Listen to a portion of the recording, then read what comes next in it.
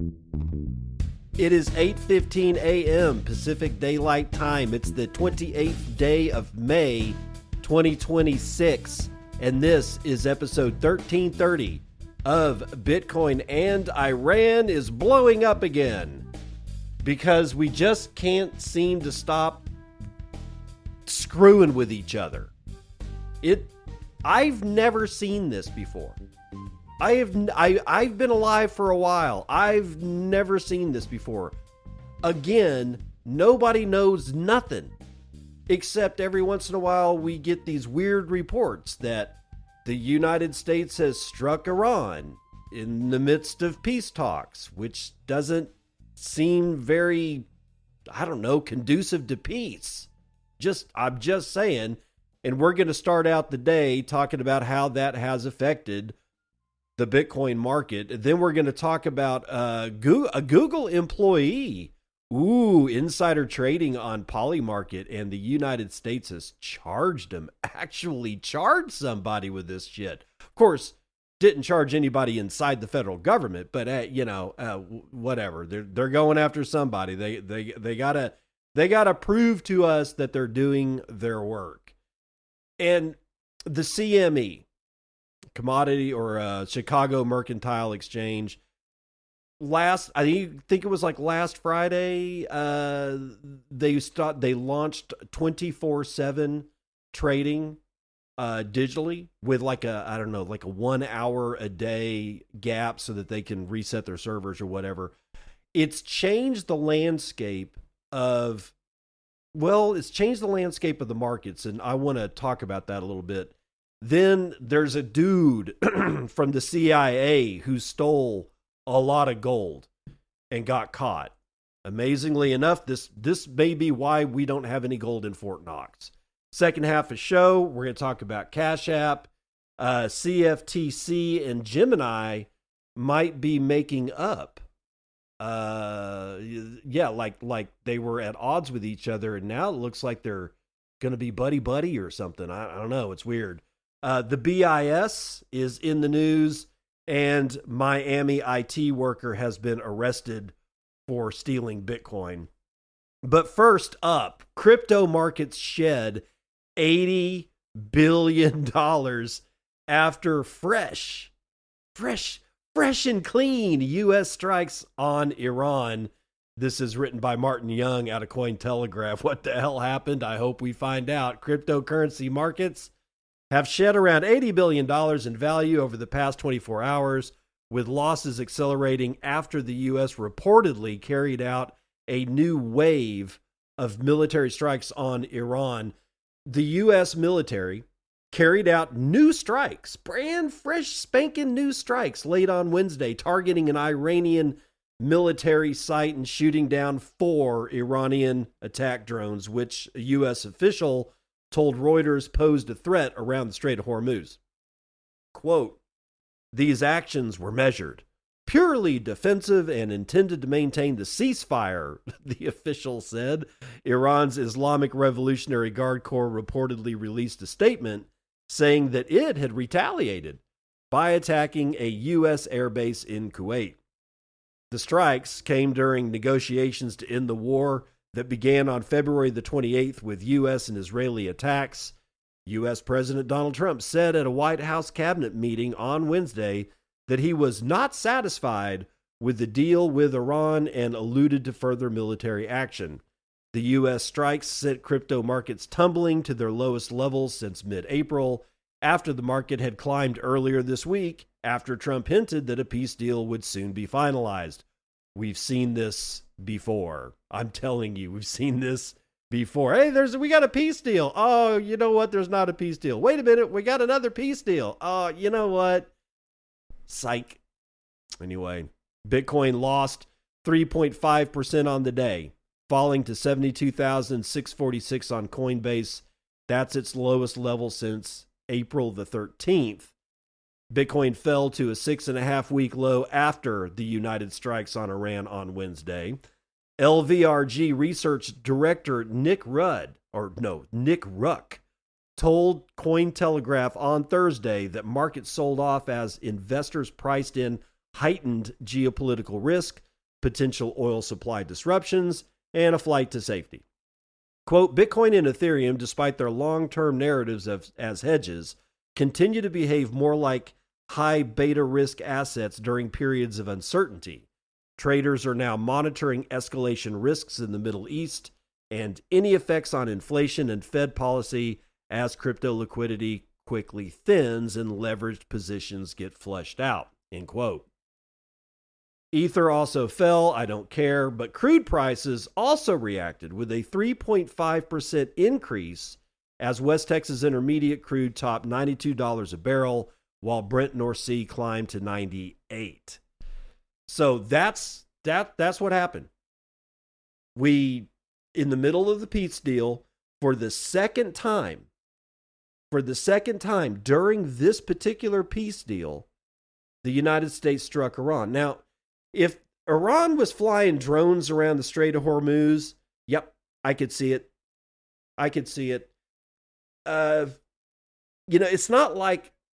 It's kind of not like we carpet bombed Tehran or something like that. This is, I think what this is the United States and Iran basically conducting power projection as a way to argue with each other. And I know that sounds kind of weird, but bear with me. The United States has to remain in a position of showing strength and not backing down under any circumstances.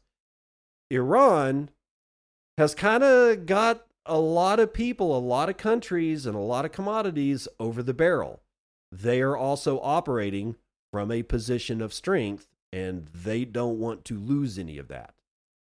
Because I think this might be for the first time, Iran seems to have some say-so in what the fuck is going on around the Strait of Hormuz, and they're not idiots. They know that oil flows heavily through the Strait of Hormuz, as well as other commodities, and of course fertilizer.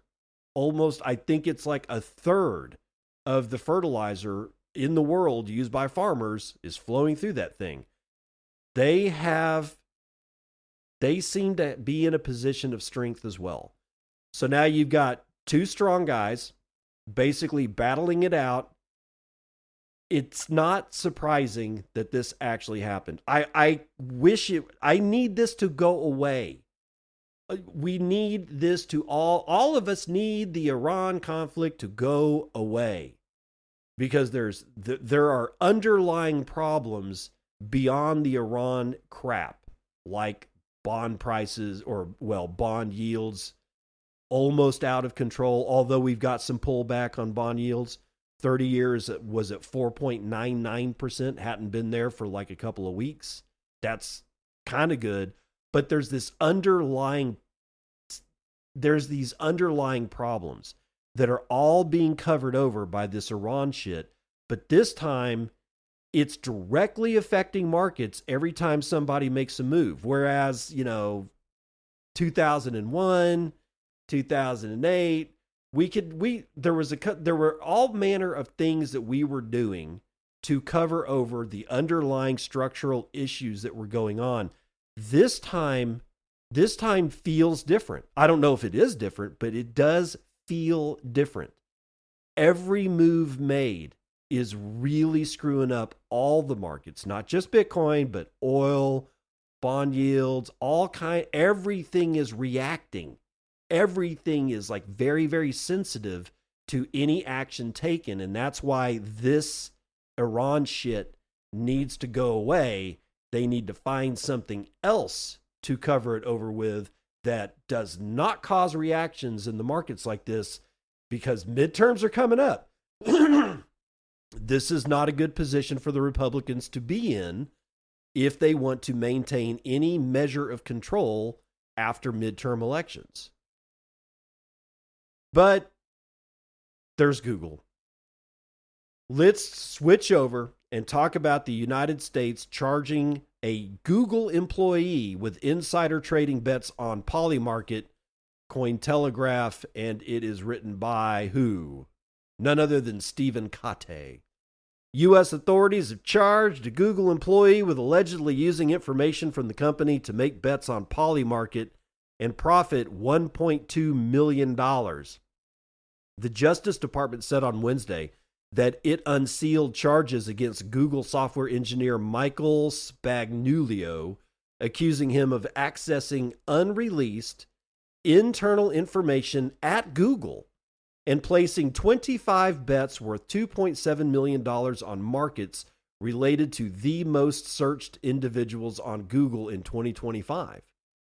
Prosecutors said he owned the Polymarket account Alpha Raccoon, which profited $1.2 million on outcomes that the market treated as unlikely when Google published information on the most searched individuals in December. The Commodity Futures Trading Commission filed a twin complaint against this gentleman on Wednesday, making similar allegations of insider trading. Manhattan U.S. District Attorney Jay Clayton said in a statement that the charges reinforce a decades-old message. Corporate insiders cannot use confidential business information to turn a profit in our markets, end quote. According to court documents, communities on Discord and X started discussing the possibility that Alpha Raccoon was a Google insider in December. Soon after, the username was allegedly changed to a wallet address. Interesting. Prosecutors allege that the funds in the Alpha Raccoon account were also sent to a decentralized crypto swapping service and to an unnamed transfer service that offers privacy protection for blockchain transactions. Mixers. The Justice Department charged Spagnuolo, I think is how you pronounce it, Spagnuolo with commodities frauds, wire fraud, and money laundering, and could face a maximum sentence of 50 years in prison. In its complaint, the CFTC seeks restitution, disgorgement, civil monetary penalties, and trading and registration bans. CFTC Director of Enforcement David Miller said in a statement that, quote, "The division is a cop on the beat in policing the illegal use of inside information in the prediction markets and other markets within the CFTC's jurisdiction. Quote, we will continue to take action to protect markets from insider trading and other forms of fraud, abuse, and manipulation." This comes after the Justice Department charged a U.S. soldier in April with using classified information to place bets on the U.S. capture of former Venezuelan President Nicolas Maduro. Okay, well, yeah, that is a reminder that the feds actually did go after one of their own, kind of, with that military guy, a master sergeant. I can't remember his name, but so Google, how much information does Google have? And this is the only guy in Google that's using that information to turn a profit on shit like Polymarket. I guarantee you that is not the case. And here's what I think might happen. This guy's going to turn state's witness. He's going to cut a deal with the feds, and he's going to talk about all the people at Google who are doing this. Is it going to do anything to Google itself? No, probably not. In fact, Google might go, thank God. Thank God. Now people are going to see us as cooperating with the federal government in a way that prosecutes our own people. So therefore, we're going to help the good guys. So therefore, we will also be the good guys. It is what it is. So from Google and Polymarket, I want to jump over to the CME. Specifically, Bitcoin's famous CME gaps. These are about to disappear, though 3 remain unresolved. So hopefully we'll get into CME gaps here in a second and what they are and why they're different now. This is written by James Van Straten, CoinDesk. CME Group has officially entered the always-on crypto market. Beginning on Friday, CME Bitcoin futures and options now trade 24 hours a day, 7 days a week on Globex, CME's electronic trading platform, with only a 60-minute weekly maintenance pause between 10 p.m. and 11 p.m. UTC every Sunday. While weekend trades will still clear on the next business day, the broader implication is significant as the long-standing CME weekend gap has effectively disappeared. For years, the Friday close through Sunday reopen created one of Bitcoin's most recognizable structural inefficiencies. Traders routinely positioned around something called gap fills, exploiting the disconnect between CME's limited trading hours and Bitcoin's continuous spot market. Thin weekend liquidity often exaggerated those moves, turning the CME gap into both a technical indicator and a speculative strategy. Volatility would often spike sharply at the 11 p.m. UTC Sunday reopen as futures markets recalibrated to wherever spot had drifted to over the weekend. That weekend price action was characteristically low volume and largely noise, thin order books amplifying moves that would frequently snap back once institutional participants logged on late Sunday. With CME's maintenance window now scheduled for that same 10 p.m. to 11 p.m. UTC Sunday slot, it's worth noting that window may retain some of its old character. Liquidity will thin as Globex goes offline, and the reopen at 11 p.m. could still see brief volatility bursts as the market finds its footing. It's a dynamic worth monitoring closely in the weeks ahead. That era is now largely over. By aligning futures trading with Bitcoin's native 24/7 market structure, CME is reducing weekend risk premia and improving hedging efficiency for institutional participants. Asset managers, hedge funds, and corporate treasury desks can now manage exposure continuously rather than waiting for markets to open. Still, CME remains behind where liquidity truly sits. Founder and CEO Cole Kennelly at Volmex Labs told CoinDesk BlackRock's IBIT ETF options currently holds roughly $27 billion to $30 billion in open interest, dwarfing CME Bitcoin futures options, which sit closer to $800 million to $900 million. That imbalance helps explains why the BVIV US index, derived from IBIT's deeper options market, has emerged as the preferred institutional benchmark for Bitcoin volatility. Offshore perpetual futures and ETF options will likely retain their dominance for now, but CME's shift to 24/7 trading removes a critical friction point. As it stands, there are currently 3 open CME gaps, all created this year. 2 sit above Bitcoin's current spot price of roughly $73,000, one formed in late January near $80,000, and another around $78,500. The third remains open below the market just under $70,000. Okay, so that's the end of the article. And it's not really about these 3 gaps that they talk about at the end, as much as what these gaps are. So CME would close Friday at whatever time, and then it wouldn't reopen until 11 p.m. UTC on Sunday. So while they're closed, this Chicago Mercantile Exchange and the Bitcoin futures and options and all that crap, while they're closed, Bitcoin trading was still going on Coinbase and Kraken and all the rest of the crypto exchanges. So whatever moves were made during the weekend on those exchanges didn't get reflected on CME. So what you might have is a situation where you've got a price of, let's say $80,000 on Bitcoin when CME closes. And then something weird over the weekend happens and it falls to $75,000. And it stays there throughout the weekend. So it's Sunday, 11 p.m. UTC, and the CME opens. Now there is a gap between where it was at $80,000 and this new price of $75,000. And one of the things about CME gaps, especially in commodities and whatnot like that, is that they don't like gaps. And they like to tend to fill those gaps.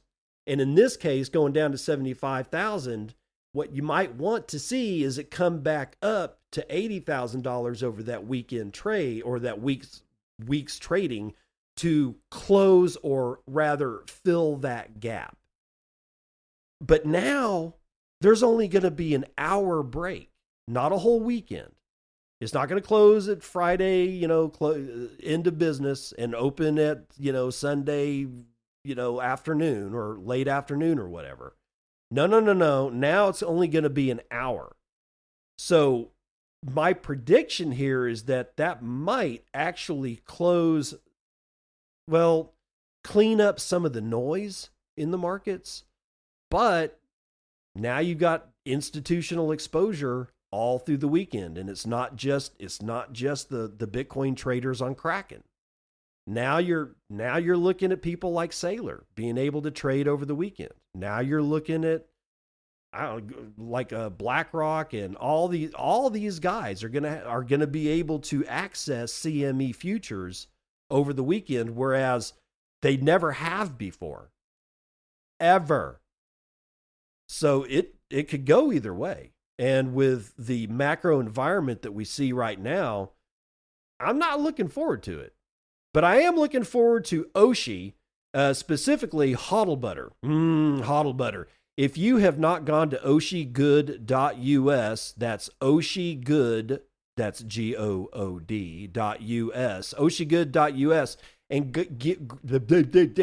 grab a jar. You're having a problem today. Grab a jar of HODL butter. The HODL butter, if you don't know what it is, think peanut butter, but it's not, right? This is, it starts with locally sourced pecans, not peanuts, not almonds, but pecans or pecans if you're from a different region of the United States. And it's straight from the Southeast USA. It's more nuanced than a 2-hour Bitcoin podcast, but this small batch craft delivery or craft delicacy can be enjoyed as a topping on anything edible or straight out of the reusable glass jar. The ingredients are thus: pecans, maple sugar, sea salt flakes, cinnamon, and black pepper. That's it. There's no dyes. There's no preservatives. That's why you got to refrigerate it once you open it. Or actually, you should refrigerate it immediately after you get it. But this stuff is beautiful. It's all blended together. That's why it's sort of like peanut butter, but think of pecan butter, except it's called HODL butter. It's savory. It's sweet. It's got a balanced body on it that is unlike anything you're going to find on the in the supermarket aisle, like, almond butter or regular old peanut butter. Even if you do get organic and all this stuff, just buy HODL butter. It's a completely different sensation, and he's right. It goes good on almost anything edible. You can make a peanut or a pecan butter and jelly sandwich out of it, or you can put a dollop on a freshly grilled steak. I've seen that done, and I've heard, but I've not actually experienced it myself, that HODL butter on a freshly grilled steak is delicious. Make sure you use code Bitcoin because that lets Oshi know that I made a sale here for him on the Circle P. It's where I bring plebs just like you with goods and services to plebs just like you who want to buy those goods and services, but you will be buying in a Bitcoin, because if you're not selling in a Bitcoin, you're not in the Circle P. oshigood.us, use code Bitcoin. The FBI has seized 303 gold bars from a CIA official in a $40 million case. This is out of Atlas 21. The FBI has seized 303 1 kilogram bars, approximately $2 million in cash, and around 35 luxury watches, many of them Rolex, from the Fairfax County, Virginia residence of a man named David Rush, a senior CIA official. The arrest took place on May the 19th, 2026, after an internal agency review failed to account for tens of millions of dollars in gold bars that Rush had reportedly requisitioned for operational expenses between November 2025 and March 2026, according to the New York Times. Hey, man, I need to borrow these gold bars to, fund an operation. Yeah, that's it, an operation. Anyway, Rush held a senior executive service level position and maintained a top secret / sensitive compartmented information security clearance at the CIA. He now faces a federal charge of theft of public funds filed in the Eastern District of Virginia.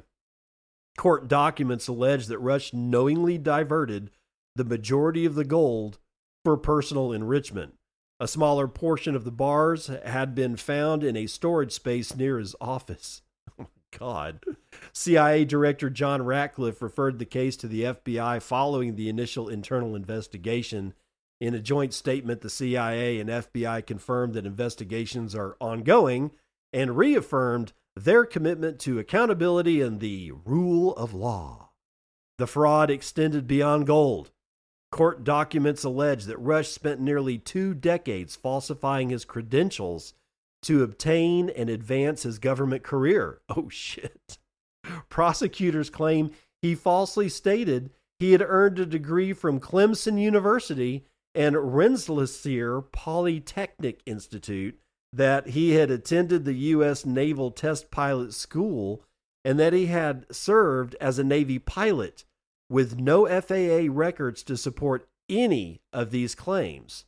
Both universities confirmed they have no record of his enrollment. Rush allegedly also claimed to have served as a thesis advisor at the Air Force Institute of Technology. Oh my God. After separating from the Navy in 2015, he reportedly continued to declare reserve status, collecting approximately $77,000 in unearned military leave pay for 744 hours. As of May the 27th, 2026, the investigation remains active, and there is no public evidence of espionage involvement nor foreign actors. The charges are limited to theft and fraud against the United States government. The next significant milestone will be the detention hearing, at which prosecutors will argue for keeping Rush in custody pending trial, while his attorney contends that he poses no flight risk. Yeah, he does. Yeah, he does. This guy is a consummate liar. But what's more disturbing about all of this, it's not the gold, it's not the theft, it's the fact that the CIA didn't perform a very easy background check on somebody who has become one of the most senior officials at the CIA. Well, not most senior, but definitely a senior official. How do you not call somebody's school that they said they graduated from and say, just to check, hey, have you ever heard of this guy? Because your schools, that's going to be listed on your entrance. Like when he was going to be like just a junior level slug at the CIA, he would have put where he graduated college from on his resume. And they didn't even check. Said he was a naval test pilot. No. I mean, it just that by itself should actually worry you more than the fact that he was trying to steal 303 kilograms worth of gold and had a bunch of Rolex watches, which is dumb, but whatever. All that is beside the point. That's all just window dressing. The real culprit is the CIA themselves for not performing the most base of their fiduciary commitment to the United States citizenry in making sure that they at least perform a freaking background check. This is the CIA. This isn't Bob's Burgers. This is the Central Intelligence Agency, and they had no intelligence of one of the people that was a senior official at that organization. That is concerning beyond all compare. Let's run the numbers.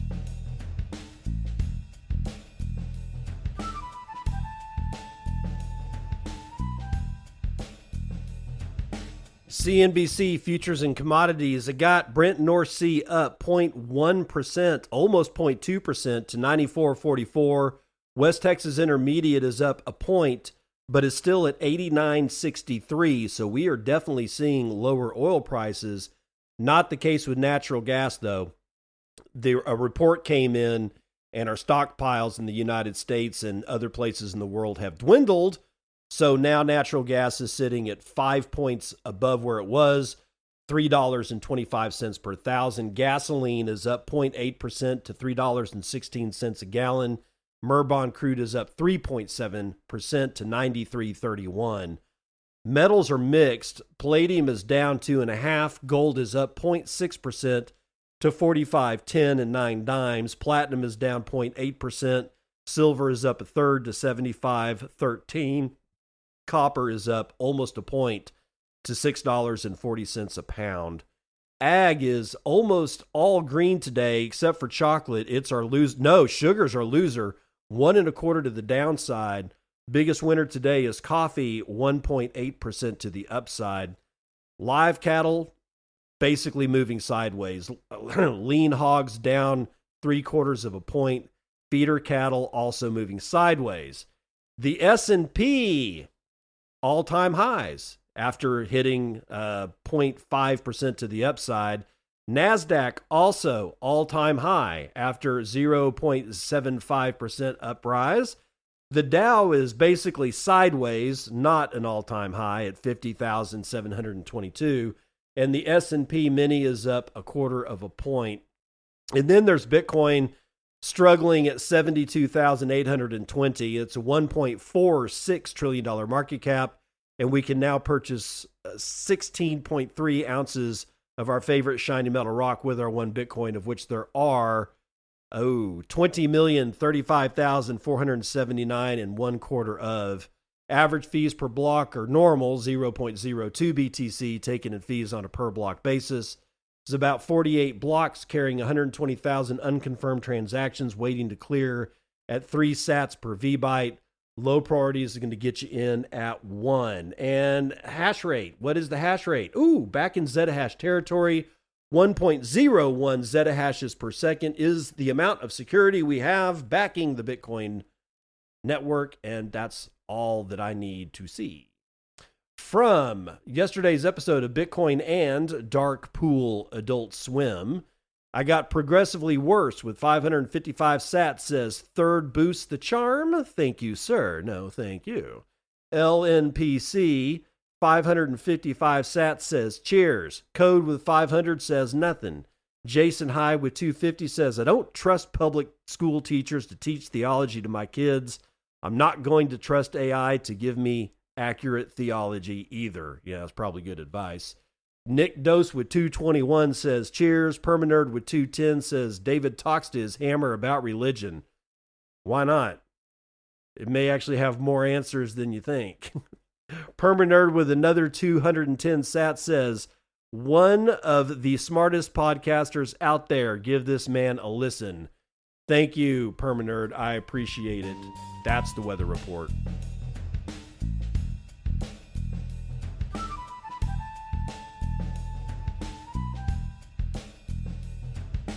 Welcome to part 2 of the news that you can use. Cash App now supports stablecoin. Despite Bitcoin maxi Jack Dorsey's gatekeeper gripes, Andre Begansky from Decrypt.co, Cash App has begun supporting stablecoin transactions on networks including Ethereum and Solana. A major crypto milestone for the popular payments platform previously dedicated to Bitcoin under maximalist Jack Dorsey. In addition to the aforementioned blockchains, Cash App users have the ability to send and receive Circle's USDC on Ethereum scaling networks Polygon and Arbitrum. There are currently no fees involved with such transfers. Unlike some competitors, stablecoins received by Cash App users are automatically converted into dollars, represented as standard balances.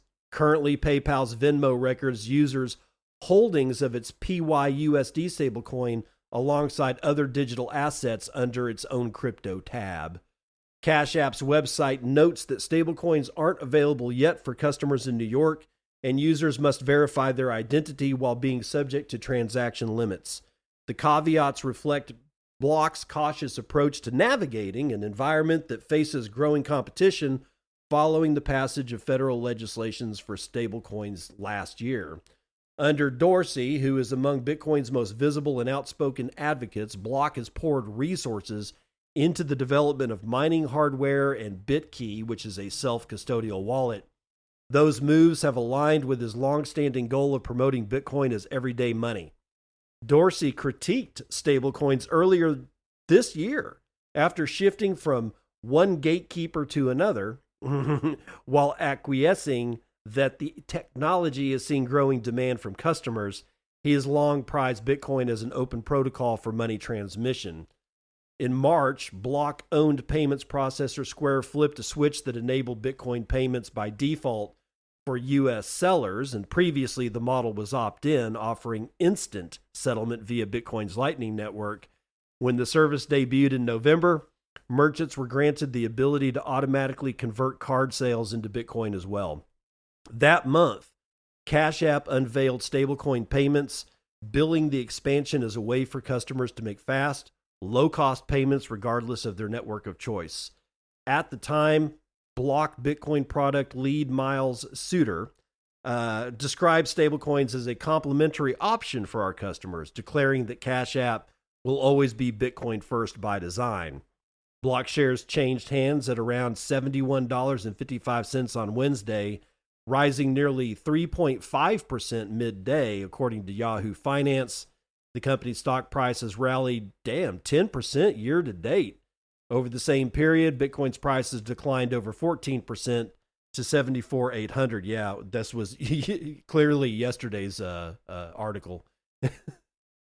But as of March the 31st, Block held 9,032 Bitcoin worth $675 million on its balance sheet for investment purposes. That makes the company the 14th largest publicly traded corporate holder of Bitcoin. So, yeah, what bugs me here is that they went with Circle instead of Tether. And it all boils down to Jeremy Allaire, who is the lead guy, the guy that created Circle, signing his name to the New York agreement back in 2016 or 2017, whenever it was, to try to destroy Bitcoin. And I know why Jack did it, because Tether has two stable coins. One is worldwide, that's the normal Tether. But then there's the US Tether version of Tether, which is done by the guys at Tether, but it's specifically to be regulated in the United States. But it does not have as much traction as Circle's USDC. And I know that that's why Jack, if they're going to have to do the stablecoin play, they were going to have to do it. And he did it. I don't like it, but he did do it because it's just, he doesn't want to lose out. Maybe from Jack's point of view, it is like, look, man, we either do this and maintain our traction, or we don't do this and other people are going to pull ahead. And how best to service Bitcoin than to be functionally high up on the totem pole. I mean, I don't know if that's why he's doing this, but I know it's already pissed a lot of people off. I mean, I'm not happy with it. I'm not mad, but I'm not happy with it, but it is what it is. Now, on to the CFTC. CFTC and Gemini file a joint motion to reverse a $5 million settlement. This is out of decrypt.co. The U.S. Commodities Futures Trading Commission and crypto exchange Gemini jointly filed a motion for relief from judgment Thursday, seeking to undo a January 2025 consent order that the regulator now says should not have been filed. The unusual volte-face, which I guess that means about face, stems from a case that began in June of 2022 when the CFTC sued Gemini for allegedly making false or misleading statements about Bitcoin futures contract manipulation risks. The exchange, founded by Cameron and Tyler Winklevoss, settled the charges in January of 2025 with a $5 million civil penalty. In Thursday's motion filing, the CFTC acknowledged that the original complaint was largely based on a whistleblower's account and known to be lacking in credibility, calling the exchange a fraud victim. The regulator stated that there were serious questions about the strength of the evidence against Gemini, adding that personnel improperly influenced the CFTC's regulatory authority to create settlement leverage. The reversal comes after charges at the top of the regulator. What? The reversal comes after changes at the top of the regulator. Michael Selig was appointed chair in December 2025, following the White House's withdrawal of Brian Quinetz's nomination in September. So they did a complete about face for Gemini. And that's what I mean. It looks like they're making nice on this whole $5 million settlement. Continuing on, the regulatory reversal comes as Gemini pivots its business towards the emerging prediction market space following sweeping layoffs and its exit from the UK, European, and Australian markets. The company's Gemini Titan subsidiary was approved as a designated contract market and launched its predictions marketplace December 2025. In May 2026, Gemini Olympus received a DCO license from the CFTC to act as a clearinghouse for regulated derivatives trading, including prediction markets. At the time of the layoffs, Gemini founders Cameron and Tyler Winklevoss outlined a thesis that prediction markets will be as big or bigger than today's capital markets, a sector that the CFTC has aggressively pursued its right to regulate over that of state gaming authorities. So the question is, are they vacating this entire settlement thing simply because Gemini is going into prediction markets? And as we know from yesterday's show, Trump is now championing prediction markets and throwing his weight behind the CFTC, who is throwing basically all kinds of punches at state gaming regulators who are trying to close down access to their citizenry of Kalshi and Polymarket and a whole slew of other ones. I don't know. This just seems this seems kind of weird, but I guess that means that they're going to cut him a check for $5 million. I don't know. But on to the BIS. They say tokenization can improve wholesale cross-border payments. This is Brian Danga out of the block. The Bank for International Settlement said a tokenization prototype under its Project Agora initiative has demonstrated the possibility of automatic, or rather atomic, settlement in wholesale cross-border transactions. BIS and the Institute of International Finance convened Project Agora, a public-private collaboration launched to address inefficiencies in such wholesale cross-border payments. The initiative focuses on settlement delays, counterparty risks, and operational friction in multi-currency transactions, according to the BIS. In a report on Wednesday, BIS said that the prototype used a layered architecture that allows central banks to retain operational autonomy while interacting through a shared interoperable platform. The report also found that atomic settlement, defined as all or nothing execution of transaction chains, is achievable across multiple currencies and jurisdictions.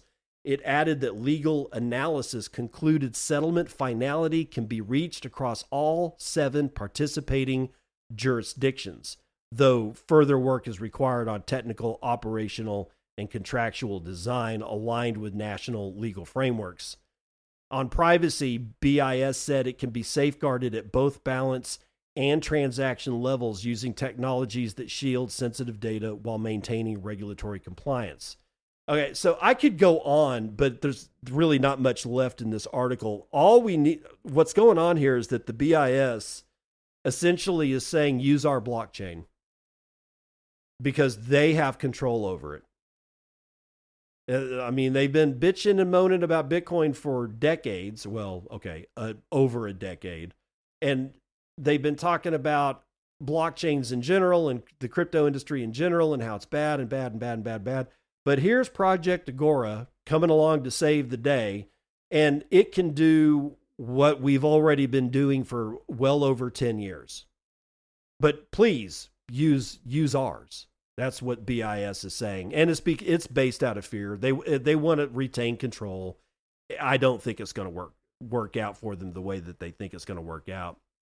On to Miami, where an IT worker has been arrested in a $1.9 million Bitcoin theft from former boss. Micah Zimmerman, Bitcoin Magazine. A Miami man, Florida man, faces multiple felony charges after police say he stole nearly $2 million worth of Bitcoin from a former employer, a theft that went undetected for years while the cryptocurrency sat locked in a safe. Nahum Reynaldo Castro, 40 years old, was arrested Tuesday on charges of grand theft, money laundering, unlawful use of a communications device, and offenses against computer users, according to an arrest report obtained by NBC6. The case stretches back to December of 2017, when the victim began purchasing Bitcoin as a long-term investment. He bought a hardware wallet to store the digital currency and turned to Castro, a trusted employee since 2013 and an IT specialist, to handle the wallet's setup and security. Oh, dude. By the end of January 2018, Castro had secured more than $217,000 worth of Bitcoin on behalf of his employer. The hardware wallet was then locked in a safe inside the victim's home, where it remained untouched for years. That changed in July of 2025. While in the middle of a move, the victim opened the safe and accessed the wallet only to find it empty. The Bitcoin was gone, and at the time of the discovery, the stolen holdings had grown to a value of more than $2 million, according to the arrest report. Investigators determined the theft had taken place in 2020, more than 5 years before the victim realized anything was missing. Castro had continued working for the victim until 2024, according to the report. Central to the investigation was, as you might imagine, the wallet's seed phrase. According to the report, only 2 people had knowledge of that phrase. Of course, it's the victim and Castro. Bank records proved critical in building the case. Deposits into Castro's accounts aligned with withdrawals from the Bitcoin wallet, providing investigators with the financial corroboration needed to connect him to the theft. The case highlights a risk in the cryptocurrency space that security experts have long flagged: placing complete trust in a single person during the setup of a digital asset wallet. Because Bitcoin transactions are recorded on a public blockchain but are not reversible, stolen funds are impossible to recover without law enforcement intervention. Castro was booked into jail following his arrest. So, just to be clear, I'm a guy who's making a lot of money to the point that I can, spend $217,000, but I don't bother to learn how to set up a hardware wallet by myself. I let my trusted employee do it for me, which means he's going to have access to the seed phrase. It's ridiculous. The second that he made that decision in his mind was the second he was actually stolen from, not 2 years later in 2020. Because you know what Castro was doing? He was sitting around and he's like, yeah, this Bitcoin's not moving. It's not moving. He can look at the wallet because he has access to the private keys. Hell, all he would really need to look at the balances of that wallet or all the wallets involved would be to get the wallet address, which he would already have because he's the one that generated everything. Don't do this stuff. Please, for the love of God, don't do this stuff. All right, that's the end of what I have for you set up today. It is a bit of a shorter show, but hey, they happen sometimes. Everybody's freaking out about the price of Bitcoin right now, so that I don't really want to get into that. I mean, I could, but I'm not going to. It'll be easier to see you that way on the other side. This has been Bitcoin and I'm your host, David Bennett. I hope you enjoyed today's episode and hope to see you again real soon. Have a great day.